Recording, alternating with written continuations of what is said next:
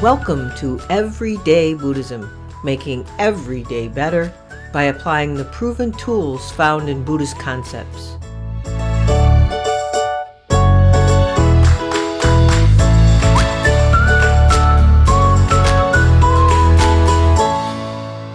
Welcome to episode 116 of Everyday Buddhism, making every day better. As some of you have noticed and commented on, I haven't been as active in releasing podcast episodes. A few listeners were worried about me, and for your concern, I am grateful.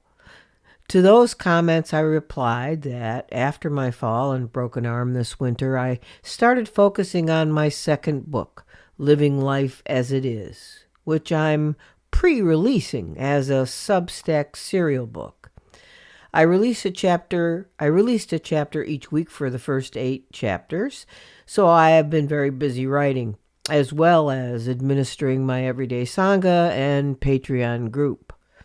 I plan to get back to more timely podcast releases with quite a few on my schedule, and will continue to release new chapters of my book, but on a more relaxed schedule. And last week, I posted a Substack note explaining my need to take a break. After a month of seemingly unrelated health challenges, capped by coming down with the flu, I realized my body may be trying to tell me something. I've decided to take a short break from the book release schedule and both podcast schedules to rest and recover. I am beginning to grasp in my bones what I know is true in my mind, something that my friend and poet James Cruz wrote about in his book, Unlocking the Heart, Writing for Mindfulness, Courage, and Compassion. In the latest podcast episode I released with James, episode 115, he read this poem, and I am now taking it to heart. It's called After Burnout. You finally decide to do no more than is necessary, relishing each new gulp of air drawn into your lungs, when out of the flavorless mush of days, even weeks without sun, it happens again. Life calls you back.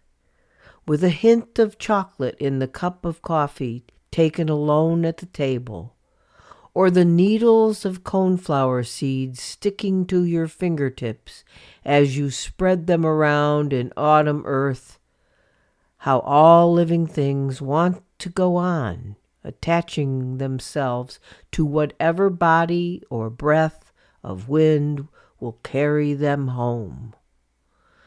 Now stop in the driveway and listen as amber gold leaves, one by one, break off with a simple snap of stem from branch.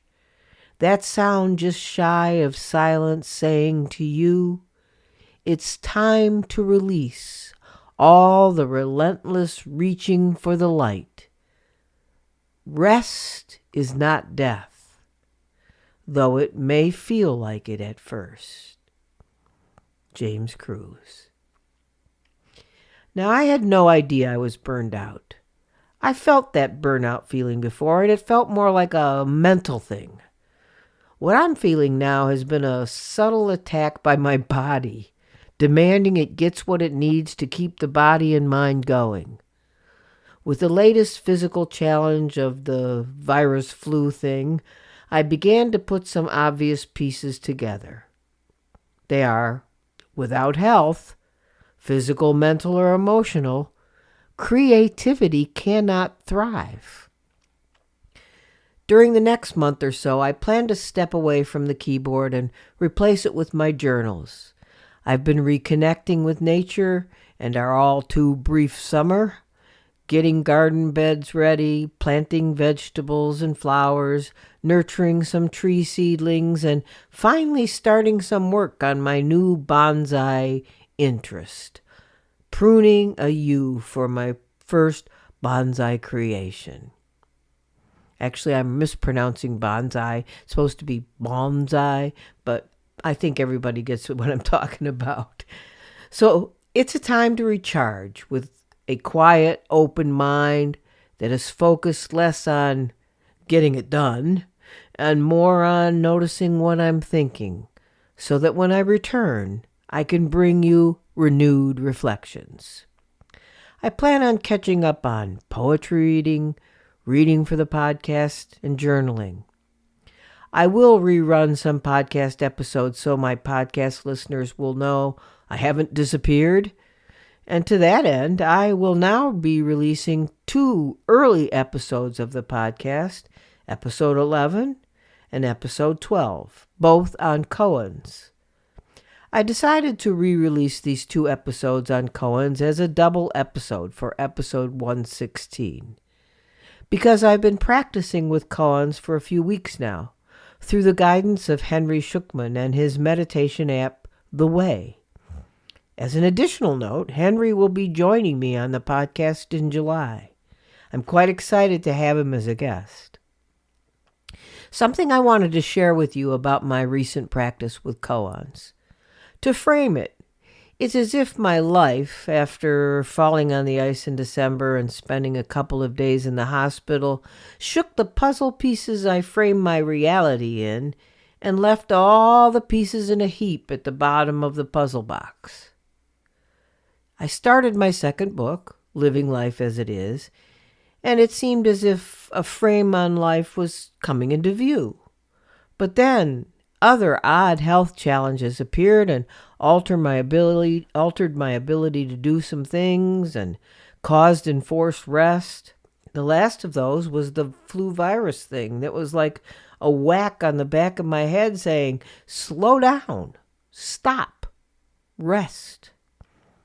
This time corresponded with my koan practice and the latest fascist escapades of our new regime.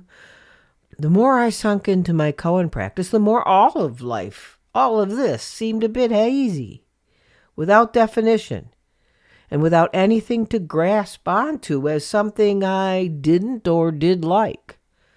Things just were. Everything without definition. Some of the koans I've been working with are not knowing is most intimate, a bowl of rice, a bucket of water, and how do you go straight on a road with 99 turns? Sitting with those helped create a sense of security and okayness in this new hazy world. A not knowing that feels like knowing everything in a non-conceptual way. A bowl of rice? What else? That's enough. And 99 turns, like my teacher, Reverend Gilme Kabose, taught. Every day, one thing after another. So enjoy the re-release of the 2 koan episodes, and in the meantime, I encourage you all to see how you can not grasp and unhook from things you think you need to hold tightly to. Think about the ways you can care for yourselves. It can be easy to get lost in the demands of daily life and the overwhelming noise of the dysfunctional and crazy, scary reality we are now living in. Even small moments of rest and reflection can make a world of difference. Let's remind ourselves that self-care is not selfish. It's essential. I'll keep you updated as I move through this process, and I look forward to reconnecting with you all soon. Until then, take care of yourselves, be kind to your minds and bodies, and remember that rest is not death. It's a return to strength, and clinging to what you think is reality won't help you find peace with what is. So next, on to the first koan episode, a re-release of the original episode 11. You know, a funny thing happened on the journey from episode 10 of Right Livelihood to this episode, which I had originally intended, being, of course, the next step on the Eightfold Path, which is right effort. I just haven't gotten to it yet. But I started reading a Kindle book I grabbed from a Kindle Daily Deals offer. It was so engaging from just the title and the blurbs that I jumped right in. It's an Indie Book Award winner, and it's called The Wisdom of Not Knowing, Discovering a Life of Wonder by Embracing Uncertainty by Estelle Frankel. Frankel is a psychotherapist, spiritual advisor, and practitioner in the Jewish mysticism found in the Kabbalah. And in this book, she weaves insights from her Jewish mystical tradition, but also Buddhism and psychoanalysis. A review from Publishers Weekly wrote, "As Americans leave traditional faith, publishers release books to give them alternatives. In The Wisdom of Not Knowing, Estelle Frankel, a therapist who also teaches Jewish mysticism," talking too fast here today.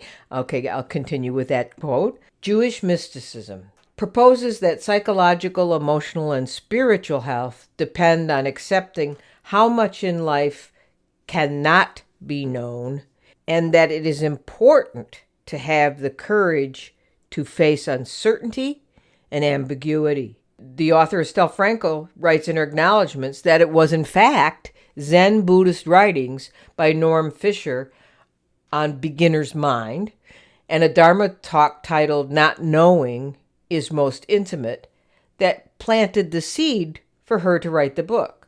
So in turn, I will thank Estelle Frankel for inspiring me to talk about my love for koans.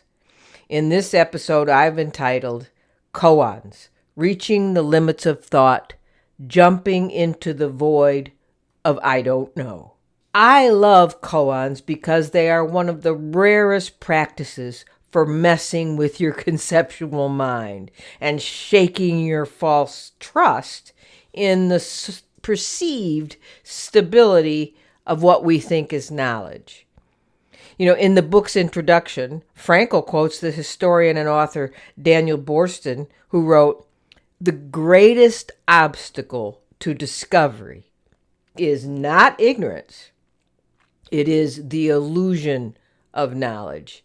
And that, I think, is what Buddhism talks about as ignorance, the illusion of knowledge. I love that. And I think it could be the best one-liner I would use to describe why Buddhism works in making my life better, my life easier.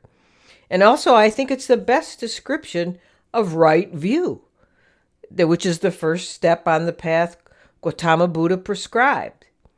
It also gets at the heart of what I started seeking in philosophy and religion, even as a young person. I have been consistently drawn throughout my life to the thing that can't be named. The thing that feels like the bigger you, the thing that's beyond or underneath your thoughts whenever you're able to catch a glimpse of it. I believe we've all touched that thing, whatever it is, that unnameable, unknowable thing at some point in our lives.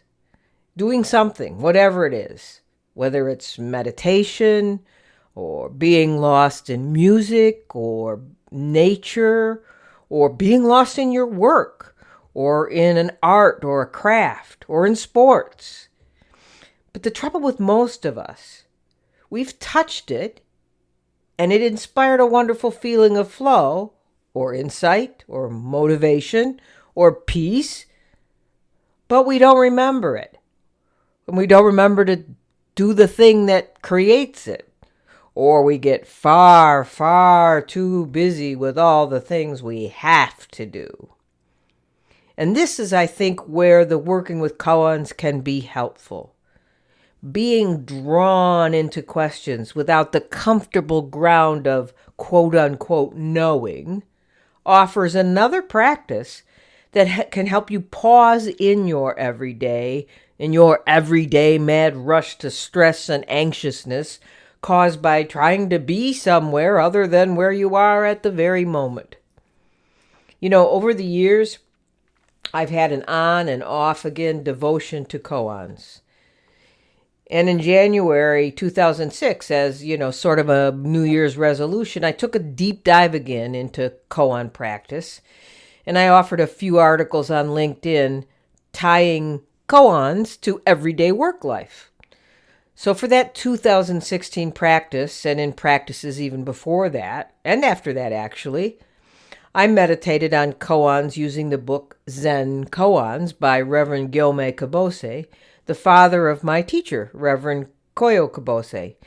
And Gyomei is also the founder of our school and center, the Bright Dawn Center of Oneness Buddhism. So, as a transition from my last podcast on right livelihood, I will share what I shared with my LinkedIn readers there in January, February, March 2016. My LinkedIn readers are primarily interested in career and work issues. A Zen koan is, in essence, a problem that can't be solved by the intellect. In trying to understand it, you run up against the limitations of thought and hopefully tap into a direct and nonverbal awareness of reality. Koans plumb a dimension deeper than the five senses that keep us attached to things, that keep us attached to conditions and concepts, preventing us from being aware and resilient in the face of challenge and change. We typically intellectualize and conceptualize our life, both personally and professionally. And when we do that, we shackle ourselves to concepts. Concepts can seem so real that our mind gets confused about whether it is a concept or an absolute. These concepts harden like concrete, keeping our minds trapped and our forward momentum stuck. We may classify or conceptualize certain people as, oh, that person's trouble, or that person's wrong, or that person's bad. We may categorize a task or activity as beneath us or too hard. We may look to escape our job because the company that our department is in is behind the times. So once that concept has repeated in our thoughts long enough, then that person is trouble for us, and that project is impossible, and the company is useless and of no value, even though we receive a paycheck from them. Our minds have become victims to those perspectives, and we freeze, that person or project or company into a characterization, a concept, rather than a living being who is capable of change. And of course, no task can ever really be beneath us. If a task is a part of our job, or if a task is part of our family life and it needs doing, and it's our responsibility in life or in our job to do that, then that's our responsibility. It's not beneath us. It is what we're supposed to do. Or did we make the company not capable by giving up on the company? Did we make the person bad by giving up on the person? Essentially abandoning any help we can offer? The first koan I shared is Every Day is a Good Day by Unman. Unman said, I do not ask you about 15 days ago, but about 15 days hence. Come, say a word about this. And since none of the monks answered, he answered for them. He said, Every day is a good day. So in my article I wrote, is every day a good day? Oh, I can hear the resounding chorus now. No, you answer, every day is certainly not a nice or easy day, as in compared to a bad day. Every day is the absolute day. It is the only day you have right now. So that's good. It doesn't repeat. It's brand new and fresh. The goodness of today is that it is the absolute day you have to live right now. Whether it's rain, shine, sickness, health, angry boss or promotion, overdue project with a drop-dead delivery date of today, or a project extension. The day itself is not bad or good. All days are the absolute days. All days are good days. Only the concepts we hold about circumstances as bad, the rain or the angry boss or our expectations, sunshine and a promotion, make us label the day as bad in comparison to our expectations. See, we are the ones that turn our days into bad days. The day has nothing to do with it. Yesterday or last week is only a reference. Tomorrow or next week is only a hope. So rain or sunshine, both are natural conditions. An angry boss or promotion is only a circumstance. It is up to us to not freeze those conditions or circumstances of life into a reality that can't change. Because when we do, we are the ones that have made our days bad days. Whether you agree with this talk that I wrote in this article, that every day is a good day or not, it's not really about thinking about it. It's not really about agreeing or disagreeing. But really, it's about living in it, being in it, even if that it is a question, and even if you don't know. That's the deal with Zen koans. It's all about I don't know, getting comfortable with I don't know. Makes us feel very insecure, unworthy, unknowledgeable, ignorant, but yet that's really how we are at the heart of it all. I don't know. I know you've all heard the koan, what is the sound of one hand clapping? Or show me your original face, the face you had before your parents were born. So I think when we hear those koans, most people think of them as riddles. I often teach or facilitate the course on the book I talked about by Gyome Sensei, Zen Koans, for our Bright Dawn Lay Ministry classes. And it's fascinating for me to see how different people react to a study of koans. Some people have a visceral dislike to the study. And others fall gently into the place where not knowing is perfectly comfortable to them. So an example of some of the comments I've received in papers from lay ministry students have stuck in my mind as perfect partners to the study of koans. And they can actually be koans themselves. Here's just a few I'm going to throw out as quotes. 1. Koans make fools of us. Koans untie our shoelaces. I haven't been able to make sense of a koan yet. Befriend the dragon. Aren't those great? One of my favorite writers, teachers, and as someone who never fails to inspire me to go deeper than mere concepts, is John Tarrant. He is a Zen teacher, psychotherapist, writer, and poet who studied koans for more than 30 years.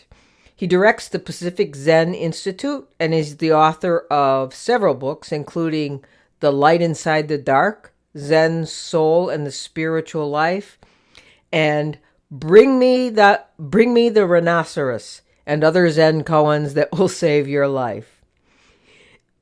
Similar to how I described how different people react to a study of koans, John Tarrant writes from an article published in the Shambhala Sun magazine in 2003. I will quote off and on from throughout this podcast from this article. First quote is, those who have used koans have described them as a poetic technology for bringing about awakening, a painful but effective gate into the consciousness of the Buddha, an easy method of integrating awakening into our everyday life, or the most frustrating thing they have ever done, or an appalling waste of time, or a tyranny perpetrated by Zen masters. Well, as he said, you get the idea about koans. Opinions differed. Essentially, as Tarrant writes, they either suit you or they don't. And that's what I find in the students that I've dealt with in the lay ministry class. But Tarrant took that as a sort of a challenge to push harder, right? Working to present them in ways very different the same way that they have been taught over and over again since the 12th century. He worked to bring the same innovative spirit of koan presentation, but in a way that's more available or suitable to our current cultural sensibilities. He writes, quote, although koans have made it into popular culture as riddles and wisecracks, they aren't all mystery and strangeness. They are intended to have an outcome, to work, to be effective in relieving unhappiness, and just as importantly, to be amusing. Though they have heroic moments, koans encourage the notion that the comic is truer and more present to live inside than the epic. Koans, he says, seems true to life because they rely on uncertainty, surprise, and imagination. They depend on the inconceivable, which is the largest part of life. And at the same time, if koans leap, they do so from a very specific place. They depend on the everyday world of the kitchen and the garden, and they depend on precise language. In this way, they're like art. They encourage you to move beyond your self-imposed limits by offering a fresh view of things you have already seen or think you have already seen. Unquote. I loved that sentence. They depend on the inconceivable, which is the largest part of life. At the same time, if they leap, they take off from a specific place, depending on the everyday world of the kitchen and the garden and on precise language. And this is exactly why I think koans belong to the world of everyday Buddhism, belong to the world of everyday practice that some of my listeners may be trying to do. The world of the kitchen, the world of the garden, and the world of paperwork, colleagues, bosses, and meetings. See, the thing is that we're stuffed with concepts and snared by thinking. So we can't really see what's in front of us most of the time, in the kitchen or the garden or the desk or out our window or on a familiar walk around the neighborhood. I just took a brief walk around our backyard with our dogs, picking up their poop. While they explored the world with their noses, frequently stopping to sniff the air for something completely hidden from me, I noticed 4 baby toads and a pretty fast-paced white hairy caterpillar, which I then looked up. Didn't know what it was, but I looked it up. It's a white hickory tussock moth caterpillar that is native to Canada and the Northeast and the South Central U.S. So see, in a few peaceful moments of a leisurely walk in the yard, I found surprise. How did I find it? I was open to seeing what popped up in front of me. I wasn't focused on this podcast, or that I had to fertilize the garden later, or what was on my schedule for tomorrow, but just what was in front of me. 4 toads and a hairy white caterpillar. And it surprised me. See, this is what John Tarrant writes about koans. They contain uncertainty, surprise, and amusement. Tarrant came to using koans as a practice while meditating in the rainforests of Queensland, Australia. He wrote about koan practice as compared to typical meditation practice, and I'll share that with you in a minute, because I think it is useful for our listeners. Not because everyone doesn't always respond to linear instructions. Meditation tends to have always a package of instructions, no matter what kind of meditation it is. Some of us, even those who aren't artists, or those who aren't poets, but maybe engineers, think like poets.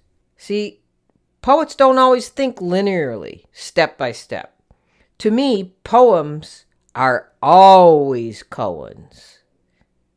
To read or write poems, and I've done this for years, you must always make a leap from the known to the unknown. And you have to, well, you don't have to, but you tend to combine things that don't belong together. You try to express feelings without using traditional concepts. And all of that stuff, that going beyond what are your typical conceptual boundaries, can be surprising to yourself and to anyone you express it to as a poem or a koan. You can't try to write and you can't read another's poetry without that spirit of unknowing. Because you can't know the next thing that will come up in the poet's mind or in your mind if you don't have a model. And if you're creating a poem from scratch, you don't have a model. As Tarrant says, quote unquote, some sort of leap is needed. He writes further, quote, koans seem to fit my mind the way it was, as opposed to the way I wished it were. Most meditation instructions employ sort of an engineering metaphor, and my mind was not very efficient at being an engine. In the engineering model, everything is nicely laid out in stages. Meditation instructions were intended to be a map of escape routes from the mind's prison. But I knew that I was often reading that map with an inmate's consciousness. I might think I was taking down the prison walls when I was really just doing interior design to make my cell more comfy. Some sort of leap was needed. I thought. Traditional meditation training makes sense. The steps follow 1, 2, 3, 4. It's rational. It's serious. It knows where it wants to go. So obviously it won't work for me. A koan, though, seemed to be a brief art form that, regardless of your opinions about it, tended to rearrange the world. In the koan universe, a creative leap isn't 1, 2, 3, 4, 6. It's much more like 1, 2, 3, 4, rhinoceros. It doesn't allow the sanity defense, and it doesn't discriminate against those with attention deficit, unquote. So what do you think? Does 1, 2, 3, 4 rhinoceros make any sense to you? Of course it doesn't. But does it make you smile? Does it relax the tension in your shoulders and focus on the sound of words or the images, the imagination? I spent more than a year in spiritual conversation with Robert Dalglish, spiritual director and former senior pastor at the Trinity Communion Church, a charismatic Episcopal church in Rochester. We were an odd couple. He reached out to me because he wanted to know more about the non-duality in Buddhism, always being immersed as a Christian father and pastor. And I got to explore his sense of what Christianity meant to him in a very much more of a creative, artistic way than I was used to. So Robert wrote and taught a lot about imagination as a portal to a deeper experience with life, and as something we have distanced ourselves from in our 24/7 perceived surety of information surrounding us by our smartphones and computers. Think about it. How often do you use imagination?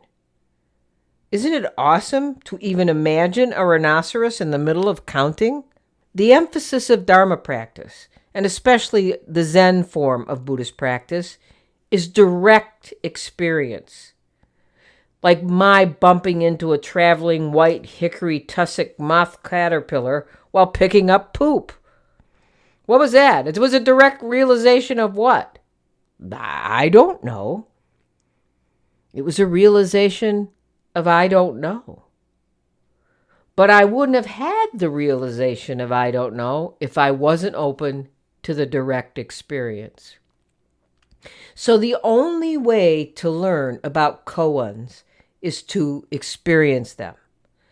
Master Dogen said that the koan is like a sharp lancet that you turn toward yourself to pierce through the bag of skin the idea of a separate self. I'm sure I'll hear from some that you shouldn't take up koan practice without a teacher. Yeah, I've heard that, and I heard it for years in the Tibetan Buddhist tradition. But I think we need to drop some of these, okay, I'll say it, outdated, hyper-rigid ideas of, Buddhist practice that prevents us from bringing them into the kitchen, the garden, the bathroom. Bathroom is a place our sensei, Reverend Koyo Kabose, has given us practices for, like toilet gasho. See, Tarrant wrote that if he had followed the advice of not taking up koan practice without a teacher, it would be like him being limited to playing cricket in the bush with the kangaroos. There were no teachers to be found for him. So he chose a koan and he started to keep company with it, is the way he put it. He spent 6 years with the same koan. 6 years, he says, with the same koan without an instruction manual. He wrote, quote, "I didn't know what I was doing. I didn't know what the outcome would look like. And there was no one to ask. There was a nakedness about this approach that seemed right. My meditation was not contaminated by my prejudices," unquote. See, this is the thing about koans. It is that whatever you think is the right answer or approach, and whatever you think a koan is, the koan will immediately flip it on its head. Like this one, what is the Buddha? Someone asked. 3 pounds of flax, said the teacher. Another teacher said, this very heart and mind is Buddha. Someone checked his answer by asking him again, what is Buddha? And he answered, not mind, not Buddha. The koans took away what you believed, but they didn't put something else in its place. What is the Buddha? Asked yet another student.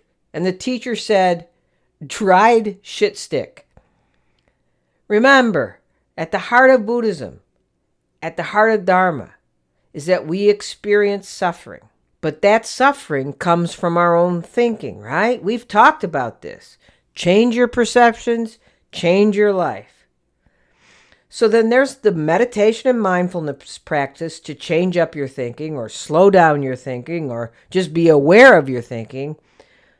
And koan practice is the same, but as Tarrant wrote, quote, with the koan you get to listen to the mind's conversation before you try to change it up. Even without adding evaluations of beauty, the internal conversation is always happening, and it defines the world you live in and who you are, and when you do listen, it's hard not to be amused, because while the conversation has an immense variety, it has only one real interest, which is, what about little me? Yeah, that constant dialogue in our head. And I don't know, it is a dialogue, isn't it? If you've done any meditation, it's a dialogue. I always wonder, who am I dialoguing with? I think that is a koan that some people practice with. Who is hearing or who is doing this thinking? This is how you get to change your perceptions. A koan looks at the usual conversation in your mind, interrupts it, lets you giggle about it a little bit. And it's in that giggling, it's in that taking it lightly, that your attachment to the little me Tarrant wrote about, or your elusive self, is lessened because you start laughing at it. There's something wonderful freeing about playing with the ridiculous or the surprising. Kids know this innately. We're the ones that take it away from them. They love to be goofy. There was a kid on our street. I'll never forget this. It had to be 15 years ago, and he was on the corner of our street is a circle, and I'm right at the corner. He would stand out in his front yard, and every time you walk by, he'd say, "You want some poop and pee?" Every time, "You want some poop and pee?" And then giggle. He was a typical, 3, 4, 5-year-old that would love, if you say poop, pee, or any kind of bodily function. But there was something about it that struck at the heart of everyday life, and it never failed to make me laugh. Never. So there is something wonderfully freeing about this, the ridiculous and the surprising. The koan is typically a question. Hey, you want some poop and pee? But sometimes that question itself makes no sense. People ask us questions all the time about what their particular issue is. What should I do? Well, should I do this? Should I do that? And should I do this? Should I do that? Most of the time, what they're looking for from you is an answer that they have already formed in their mind. Sort of like rearranging the deck chairs on the Titanic. Or, as Tarrant put it, redecorating your prison cell to help the questioner rid his particular flavor of suffering on that day. But what makes a question a koan is when it takes you farther than you intended, beyond what you already know, or beyond what you expect your answerer to tell you, to the edge of the unknown, and then maybe beyond, into the unknown. If you refuse the answers made up of what you can already conceive of, your question just might lead you to a place of enlightenment or peace, right? If I thought myself, what would be the answer? Do you want some poop or pee? I might say, well, of course I don't want any poop or pee. Or you shouldn't be talking about poop or pee to people who walk by. Or maybe, what if I thought to myself, maybe I should say yes? Just like in the no koan, the famous moo koan, about the dog. Does the dog have Buddha nature? No. Maybe if he said, you want some poop or pee? I could say, yes. See, working with koans are not necessarily about achieving enlightenment or even about being more peaceful. But they're much more about letting the world come to me, letting the world come to us in whatever shape it takes, and trying not to solidify it as a concept. Letting that little boy ask me every day if I wanted some poop or pee without thinking about why his parents let him do that. Why didn't they keep him inside? Why didn't they tell him not to say poop or pee to strangers? And believe me, this is one hard job for someone like me. Letting the world come to me in whatever shape it wants. I'm a fixer and a judger. But koan practice helps to make me less that way. See, we try hard to understand koans. That's the problem. We circle them, grab up them with their concepts, and yet they run away. But yet, there we are, exposed for who we are. Ignorant beings trying to grasp at what is right in front of us and make it into something else with our ignorant, grasping natures. The advice that I remember the most when working with koans is that we need to let the koan come to you, just like we have to let life come to us. We can't reach for it. Tarrant shares that through his work with koans, he stopped trying to improve himself. The koan, he said, made me more interested in my actual life and less interested in an ideal or spiritual life. I think he sums it up beautifully when he said, quote, there's a sense of staying with things and of commitment as in my marriage, but at the same time there's not that fear of what would happen if something didn't work. And if I'm thinking something is not working, it's probably not working. When I rest in what I don't know, I stick up for myself. I don't know. Hey, cool. The koan universe is not normative nor prescriptive. It's not fundamentalist. Since all the stories you tell about life, even the ones about enlightenment, are still just stories. He continues to say, there is no doctrine, just method, which is judged by its effectiveness and maybe by its beauty. The method trusts the basic loving possibility in humans, as well as the uncertainty that everything rests on. So I will end this podcast with 3 areas to help you start a koan practice, and I encourage you to give it a shot.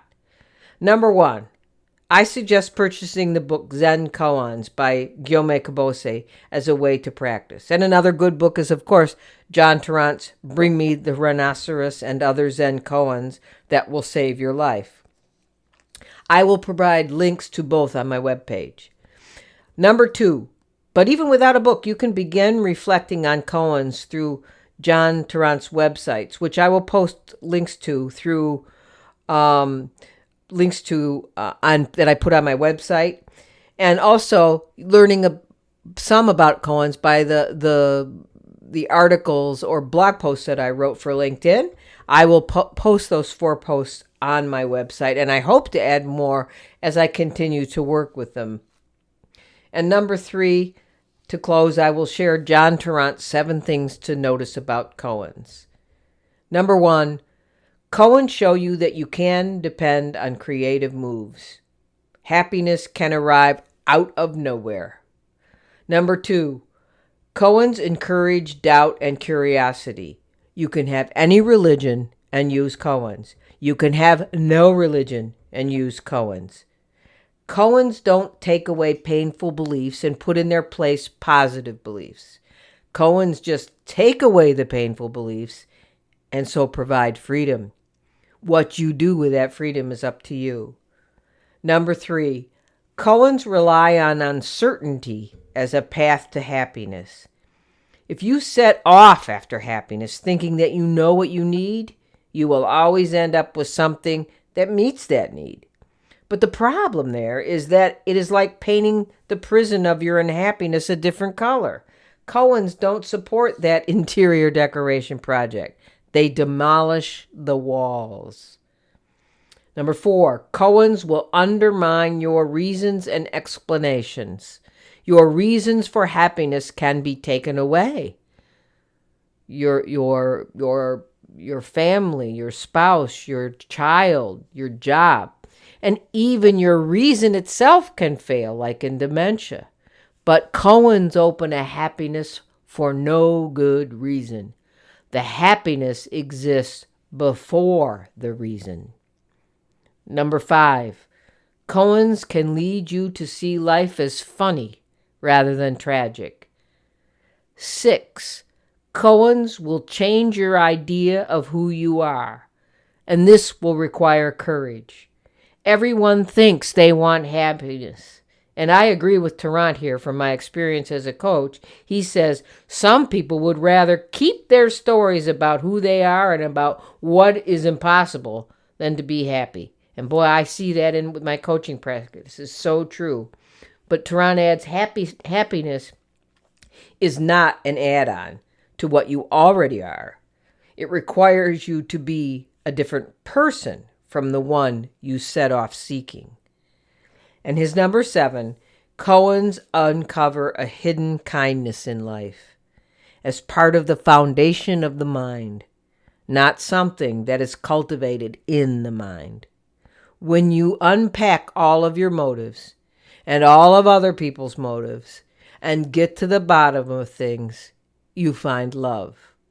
Or as my coaching teacher, Kane Ramsey, says, there is no such thing as bad intention. Nobody wants to screw up, but we all still do, even though we had other intentions. An individual will always make the best choice they can according to the information they have available to them at the time. So I invite you to wander into the world of koans, get lost, play a little bit. It just might surprise you. Actually, I know it will surprise you. But it will also might delight you and very possibly change you. Let me know. Next up, more koans on the re-release of episode 12. So expanding on our koan journey to a part 2 is also a result of some listener comments after the last episode mentioning that they would like to have heard my take on other koans, and that they could use more insight into maybe how to do a koan practice. So today we'll focus on one koan and talk a little bit more about the koan practice itself. The koan I talked about in the last episode and the one I will talk about in this episode can both be found on my website at the new blog section. This blog section is now live. I talked about it, I think, in the last podcast. And I'm slowly uploading blog and article content I've written over 10 plus years, including some poetry, which I see as closely related to koans in living the everyday experience, in accepting things as they are, and actually seeing things as they are. So I'll share what I wrote years ago in my introduction to sharing poetry in my blog. I wrote, "It is through poetry that I have been able to express my Buddha nature by expressing things exactly as they are. It is only in poetry that I feel I can speak to you without the restriction of the form of words, stopping time, ending the separation between us, and uniting us in the immersion of suchness. Yes, I use words to write poetry, but the form of these words come from suchness itself, come from all life outside of me, through me, to you. As Shunryu Suzuki said, when you do something, you should burn yourself completely, like a good bonfire, leaving no trace of yourself.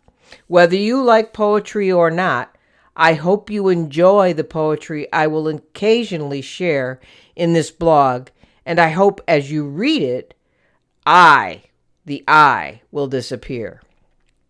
So that's how I introduced the use of poetry in my blog, and it's, again, what I see as the relationship between poetry and koans. John Tarrant, in his book that I talked about in the last episode, Bring Me the Rhinoceros, wrote, "When you observe common things closely, they have an empathetic quality, a thusness that is like a charge around them, and which is both beautiful and satisfying. To see the way the corners of the room meet or the light bounces off a floorboard is enough of a reason for life.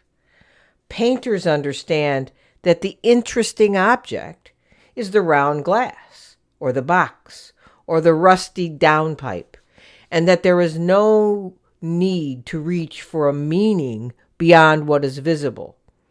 He continues, "When there is no objection to the states of mind that arise, ordinary or painful or thick, then they have their moment, and they move along then, like clouds in the trade winds. And there is no flow in the thinker or in the moment that is taking place." Again, from John Tarrant, he's talking about that burning yourself completely, losing the I, through koan study or poetry.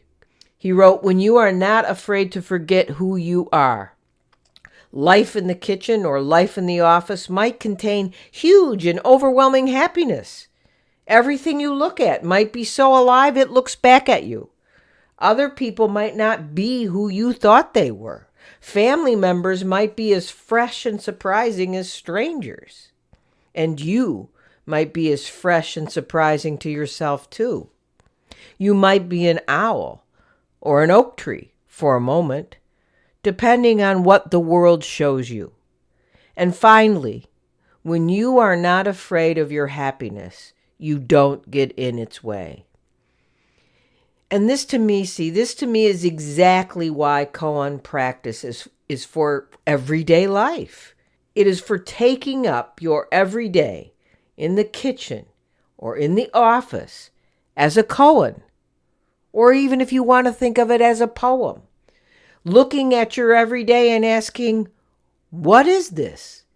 Is this the corners of the room meeting? Is this light on a floorboard? What is this? This is what?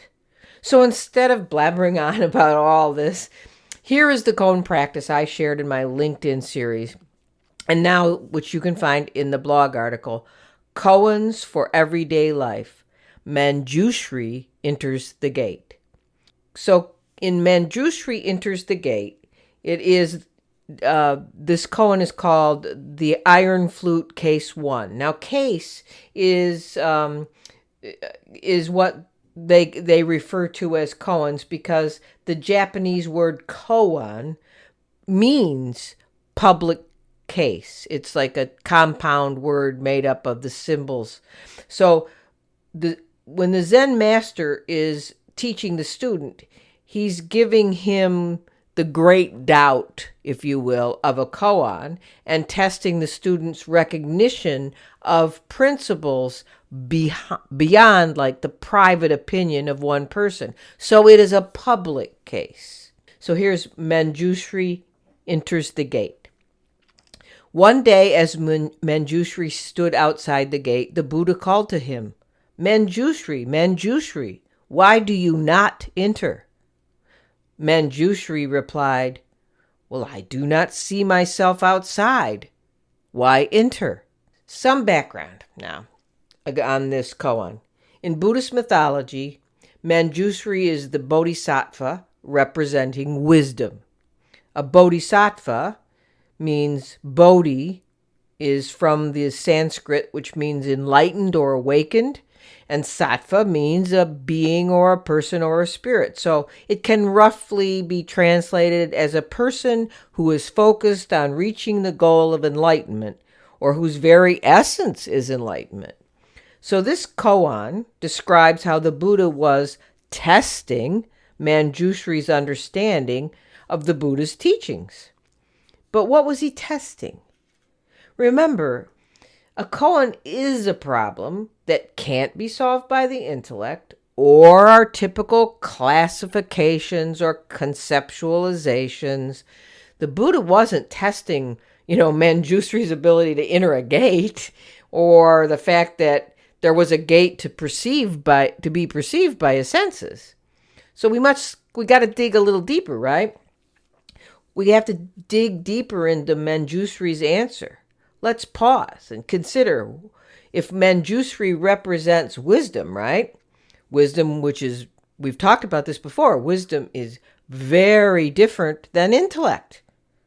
I'm sure your life experiences have clearly demonstrated the difference between intellect and wisdom as you observe your own thinking and the thinking of others. It's like the old story goes.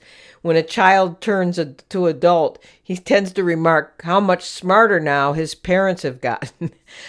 So Manjushri, representing wisdom, answers without even mentioning a gate. So this is clearly not an answer of intellect alone, but it must be one of direct wisdom. It would seem that he made the Buddha happy with that answer because he answered from wisdom, not from seeing with the hardened concepts of duality, like in the gate or out of the gate, right? He did not discriminate between inside the gate and outside the gate. He didn't even mention the gate.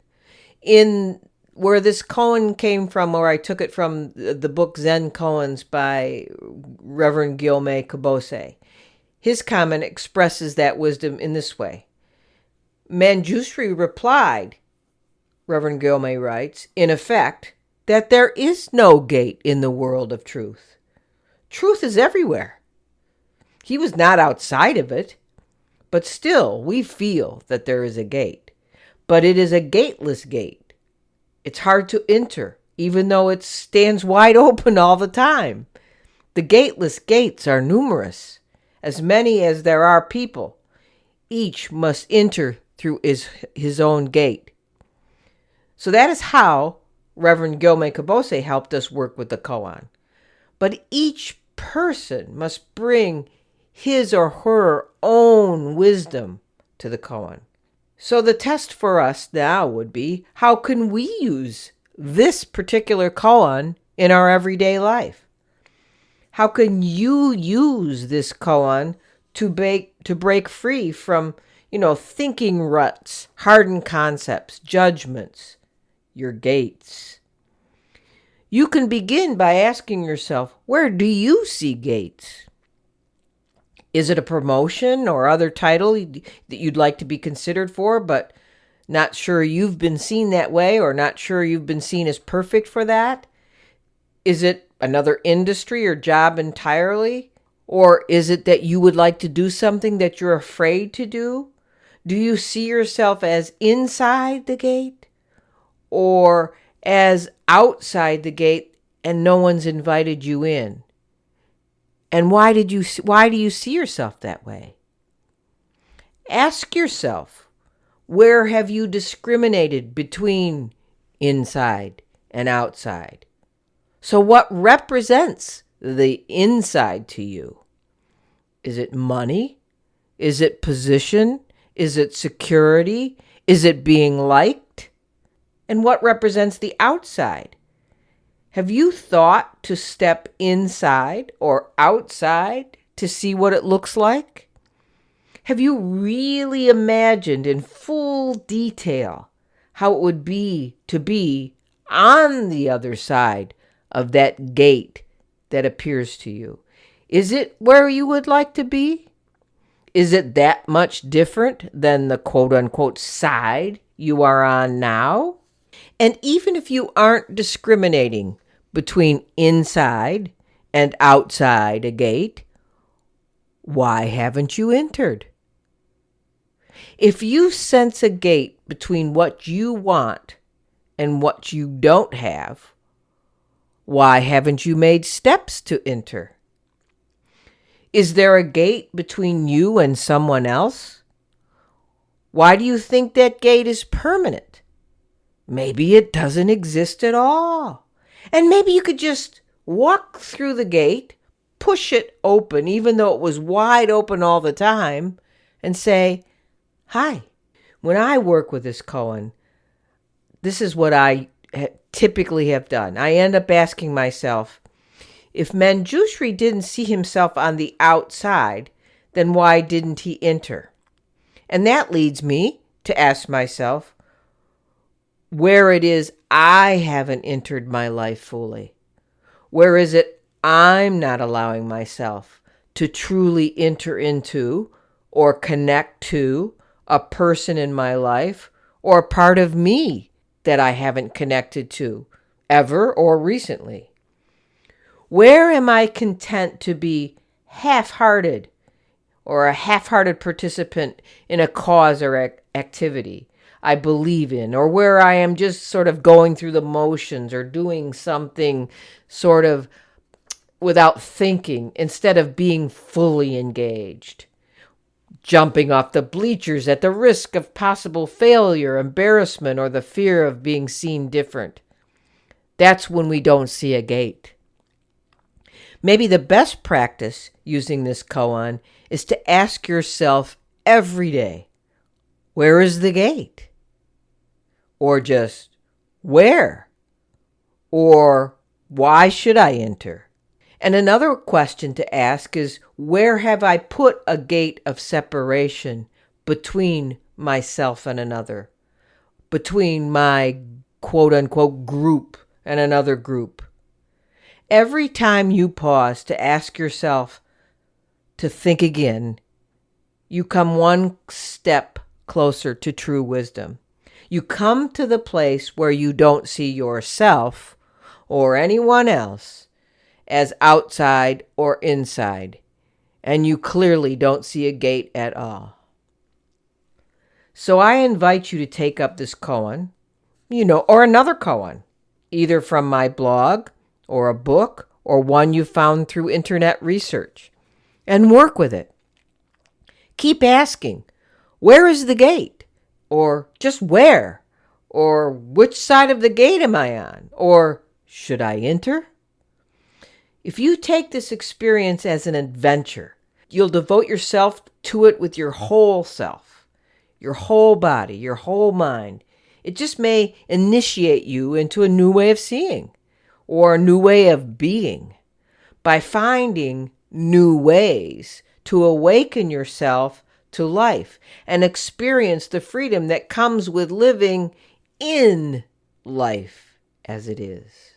So that's it for today's episode, a shortened version, but a way to take this koan practice into your life. Next up, some plugs and reminders. Consider subscribing to my Substack to receive continuing chapters of the book Living Life as It Is. Links to the Substack are in the show notes. And if you subscribe, not only will you get the serial book postings, but also the Words from My Teachers podcast every week in your email. Support my Dharma work for only $5 a month or $40 annually. Next up are the new announcements for Patreon supporters. Relatively new. We've talked about this before, but if you never listened to the end before, we've opened up the community through Patreon. Patreon will make it more open and accessible for all supporters of this podcast who might like a place to hang out with others. Membership tiers have lower suggested donations, and one tier includes a free subscription to the Everyday Buddhism Substack, where you'll find my new book as serial posts, my weekly podcast, Words from My Teachers, a Zen Koans for Everyday section, and other articles and practice areas, including a guided meditation area. I hope you check out the new Patreon community, where we have many places for discussion and the ability to join the once monthly Everyday Sangha. You can support this podcast and the other activities of Everyday Buddhism by becoming a Patreon supporter. If you don't follow me or Everyday Buddhism on any social media platforms we post in, you can go to the Everyday Buddhism website and become a member by joining the Patreon community. Just go to the www.everyday-buddhism.com website and click on the link that says membership. Or you can join directly through Patreon at patreon.com/everydaybuddhism. Links to joining are posted in the show notes. I thank all of you who contribute. This podcast, the community, and the Sangha depend on your donations to continue to exist. I never seek podcast sponsors and don't ask for financial commitments through a paid podcast membership. So my work and the cost needed to support what I do is entirely self-funded except for your donations. Please consider a one-time or continuing donation through Patreon or my website's donate tab. Or you could buy me a coffee on the coffee cup link on the website. You can find all these links in the show notes. Another way you can help is to rate and review the podcast on your favorite podcast platform. It really is important to share the podcast with others. Nobody knows it exists unless they see a friend, a family member, or a stranger recommend the podcast on the platform. So if you find this podcast helpful in your life, please rate and review.